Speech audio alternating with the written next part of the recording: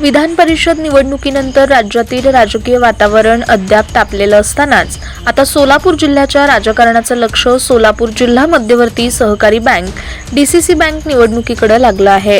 सहकार क्षेत्रातील ही निवडणूक केवळ बँकेच्या सत्तेपुरती मर्यादित न राहता जिल्ह्यातील आगामी राजकीय समीकरणांची दिशा आणि दशा ठरवणारी असू शकते। जिल्हा मध्यवर्ती बँकेवरील वर्चस्वासाठी मोहिते पाटील गट आणि भारतीय जनता पक्ष यांच्यात पुन्हा एकदा थेट लढत होण्याचे संकेत मिळत आहेत।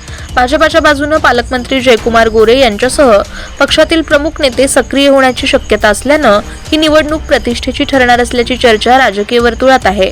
सोलापूर जिल्ह्यात सहकार आणि राजकारण यांचं समीकरण नेहमीच महत्त्वाचं राहिलंय, त्यामुळे डीसीसी बँकेवरील नियंत्रण कोणाच्या हाती जातं याकडे सर्वांचं लक्ष लागून आहे। निवडणूक कार्यक्रम जाहीर होण्यापूर्वीच इच्छुक उमेदवारांची मोर्चे बांधणी, बैठका आणि राजकीय हालचालींना वेग आलाय।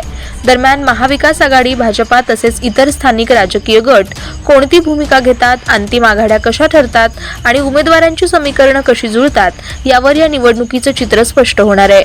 त्यामुळे सोलापूर जिल्हा मध्यवर्ती सहकारी बँकेची निवडणूक आगामी काळात जिल्ह्यातील सर्वाधिक चर्चेची आणि प्रतिष्ठेची राजकीय लढत ठरणार अशी चर्चा सुरू आहे। Hello Solapur news report.